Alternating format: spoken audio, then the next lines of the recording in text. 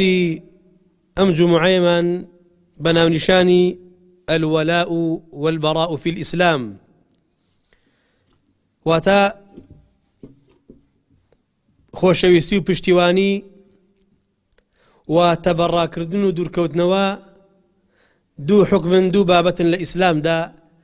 بایەخی پێدراوە و جێی ئەوەی بایەخی پێ بدرێت. با بزانین واتای وەلاء چییە و واتای بەڕاء چییە. وەلاءمان بۆ کێ بێ، بەڕاءمان دژی کێ بێت.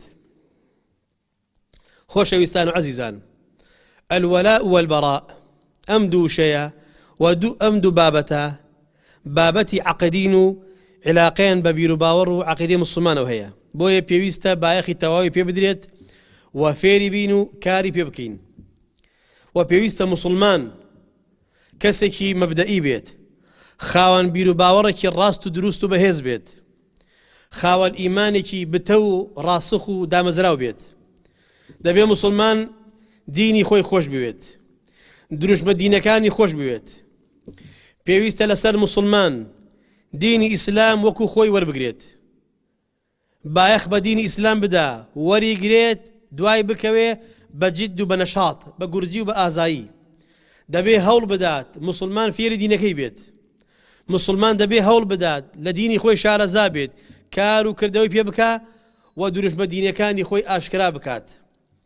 بانگەشە بکە بۆ ئیسلام. ئیسلام بە دین و منهەجی خۆی بزانێت، بە دەستوری ژیانی خۆی بزانێ، حکمی بۆ لا بگەڕێنێتەوە و دیفاعی لێ بکات. خۆشەویستان، الوەلاء واتە خۆشەویستی و پشتیوانی و سەرخستن و لایەنگری و دیفاعکردن. وشەی وەلاء بە زمانی خۆمان واتە لایەنگری، خۆشەویستی، پشتیوانی، سەرخستن و دیفاع لێکردن و ئینتیمابوون. دەبێ موسڵمان وەلائی هەبێت بۆ دینەکەی، وەلائی هەبێت بۆ پێشەواکەی پێغەمبەر محەممەد صلی الله عليه وسلم، وەلائی هەبێت بۆ موسڵمانان. دەبێت تۆ خۆشەویستیت هەبێ بۆ دینەکەت، دینەکەت سەر بخەی، لایەنگری دینەکەت بی،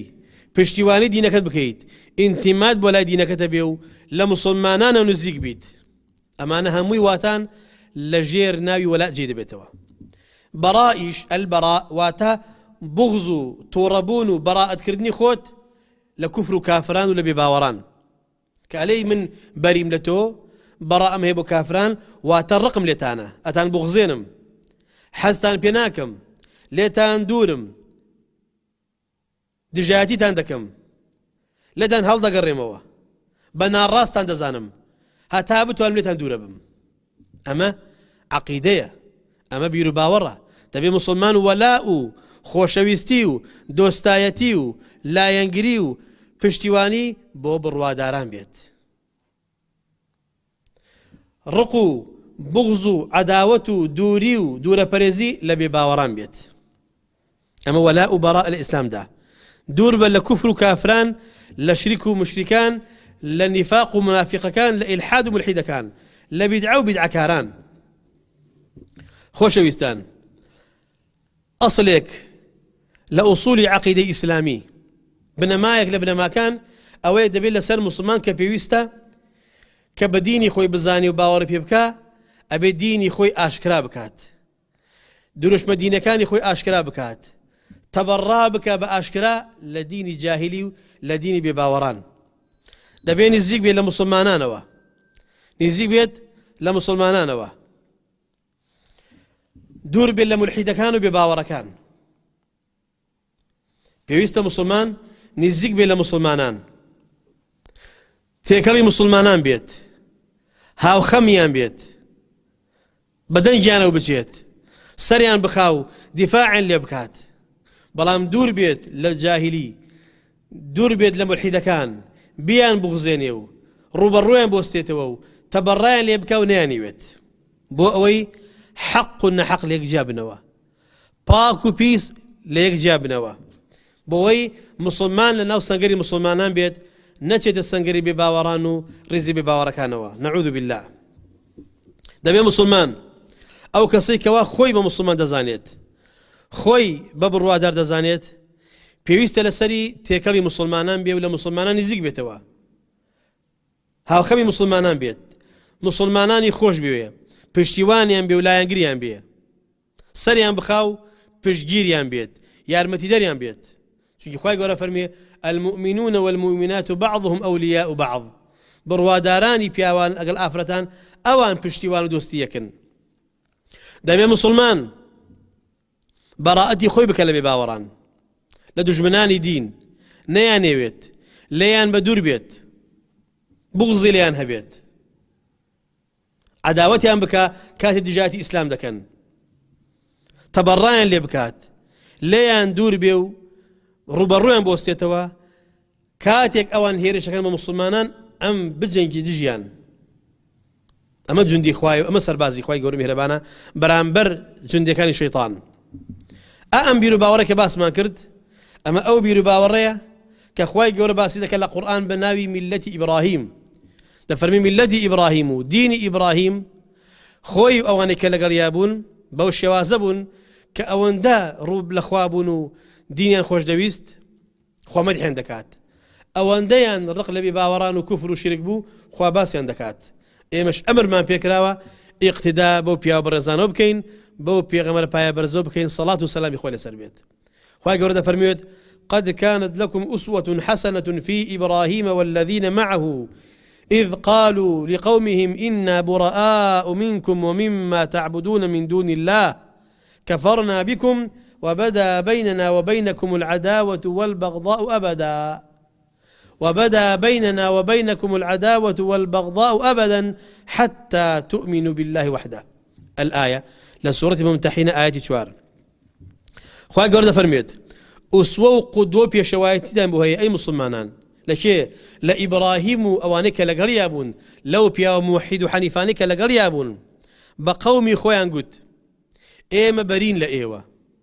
براءتي خمان لإيوة دكين لإيوة جادة بينوا إيوة ما ناوي وليتان دور أبينوا لخوتان ودينتان برين أوانك إيوة دي برسن بخوا قلي دزانن إيما بنا راستو نحقيان دزانين خوانين أوانا تبراين لدكين أولم روى عداوة دجاتي لنيوان من سيري هالداو بيدابو أشكرابو هتا دينو سر حق بروا بتاكيدي خوي تعالى دينن وهتا هتا لسر كفر بن تا لسر شرك بن تا لسر نفاق وإلحاد بن دوستاتي إيمو إيونية ولا أخوشتويسي لبين مانية پشتیوانی و دۆستایەتی و لێنگەری لە بینمان نییە چونکی ئێوە کەسانێکن تابعی شەیطانن ئێمەش عەبدی ڕەحمانین ناگونجین بەیەکەوە یان دەبێ بێنە سەر سڵات المستەقیم ئەوسا دەبین بەبرا یان دوورکەون و لێمان و ئێمە کەسێک و ئێوە کەسێکی تر دینی خۆتان بۆ خۆتان دینی خۆمان بۆ خۆمان ئێوە لە دۆڵێک و ئێمەش لە دۆڵێک برایان و خوشکانی بەڕێز ئێمەی مسلمان واجبە لەسەرمان دینی خوامان خۆش بوێ کە بۆ خۆمان هاتووە لەلایەن خوا بە ڕەحمەت خۆشەویستی تەواومان بۆ خوای خۆمان بێ الله جل في علا خۆشەویستیمان بۆ پێغەمبەرەکەی بێ محەممەد صلی الله عليه وسلم خۆشەویستیمان بۆ دینی ئیسلام هەبێت خۆشەویستیمان بۆ بڕوادارانی ڕاستی هەبێت لایەنگری دین بین دیفاعکەر بین لە دین ئینتیمامان بۆ دینی خۆمان هەبێت اعتزاز بە دینی خۆمان بکەین شانازی بە دینی خۆمانەوە بکەین بەرگری لێ بکەین كار بشريعة إسلام بكين شون كوتوي بيغمبري خوابين محمد صلى الله عليه وسلم سنة كان من خوش بيو زندو بكينوا إسلام بكين دستورك ومنهجك بيروي كلا سري بروين بكين منهج جيان من أما عقيدة كخواي تعالى داوي دك لبرواداران وبيوس لسر إبي برواداران لسر إبي مسلمان قين من لبي باوران بيت بغض من لديني كافران بيت تبرا بكين لديني بباورانو لتقوص عاداتيان تبرا بكين لخوان دينكيان بيان بغزينين ليان دوربين چونكي اوانا دوستي شيطانا اوانا دجمني رحمانا بيوست لسرمان رازي نبين بهيج دينيك جغل اسلام رازي نبين بهيج الرباز ومنهجك جغل الربازكي بيغمر اخوة محمد صلى الله عليه وسلم پیغمبری پای برزمان صلى الله عليه وسلم دفرميه أوثق عرى الإيمان الموالاة في الله والمعاداة في الله والحب في الله والبغض في الله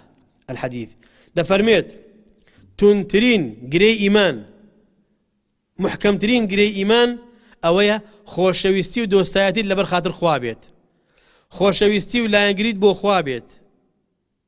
معادات و دژایەتیت لەبەر خاتر خوا بێ ئەوەی کە خۆشتەوێت لەبەر خاتر خوا ئەوەی کە دەیبغزێنی و ناتەوێت لەبەر خاتر خوا خۆشەویستیت بۆ خوا و ڕقت بۆ خوا لایەنگری ئیسلام بیت تەبەڕا لە کافران بکەیت ئەمە نیشانی ئیمانە ودەفەرمێ من أحب لله وأبغض لله وأعطى لله ومنع لله فقد استكمل الإيمان هر كسێکی خۆشویست لەبەر خاتر خوا بێ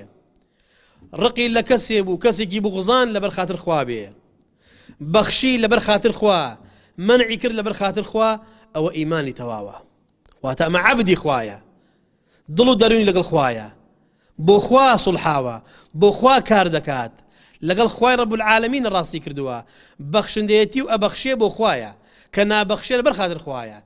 کەسێکی خۆشویست لەبەر خاتر خوا خۆشی دەوێ کە ڕقی لێت و دەیبغزێنی لەبەر خاتر خوایە واتە حظوظی نفسی خۆی نییە لەبەر خاتر خوای ڕەب العالەمینە ئەم کردەوە جوانانە لە ناخیدا هەڵەقوڕێت بۆیە خوای ڕەب العالەمین نەهی لە ئێمەی مسلمان کردووە کە لایەنگری و دۆستایەتی و خۆشەویستی و پشتیوانی و انتماما بۆ کافران هەبێ دەفەرمێ يا أيها الذين آمنوا لا تتخذوا عدوي وعدوكم أولياء الآية لسورة ممتحنة آيتيك دەفەرمێ ئەو کەسانی ئیمانتان هێناوە لەو تارێک باسمان کرد سەبەب نزولەکەی چی بوو کە کاتێ پێغەمبەری خوا صلی الله عليه وسلم ویستی فەتحی مەکە بکە کە سەحابی بەڕێز حاتبی کوڕی ئەبی بەلتەعە ویستی نامەیە بنێرێ و کە گەوایە چاکێ بکە و خوای ڕەب العالەمین ئەم ئاهێدا بەزان فەرمووی ئەی ئەوانەی ئیمانتان هێناوە نەکەن ئێوە دوژمنانی من و دوژمنانی خۆتان بکەن بە دۆست و ئەولیا و پشتیوان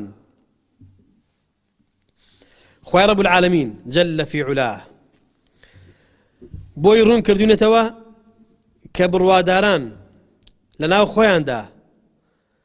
دۆست و خۆشەویست و پشتیوان یەکن بەهۆی دینەکەیانەوە بەهۆی عەقیدەکەیانەوە عەقیدەی تەوحید و بۆی باس کردوین دووڕووەکان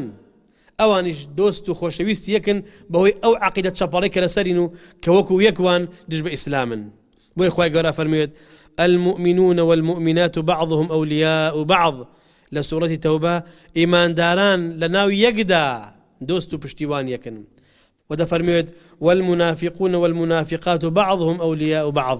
الآية دور وكانش أوانش پشتیوان دوست يكن ولي خوشويست يكن بوي داواكم لخواي قول مهربان لدين شار زمان كا فير عقيدة صحيح من بكا بزانين ولاء وبراء تيها ولاء من بو شيبه براء من لشيبه بو دين كما سلامت به خوشويسي تواما بو إسلام هبه وأقول قولي هذا وأستغفر الله لي ولكم فاستغفروه إنه هو الغفور